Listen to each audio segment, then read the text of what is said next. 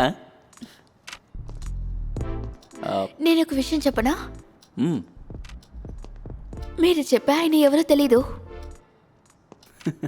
మ్మ్. మరి నేను ఒక విషయం చెప్పనా?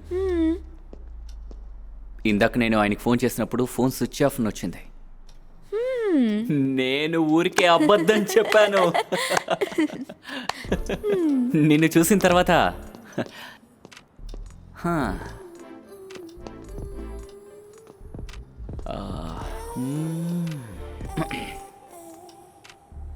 ఎంజాయ్ చేద్దామా?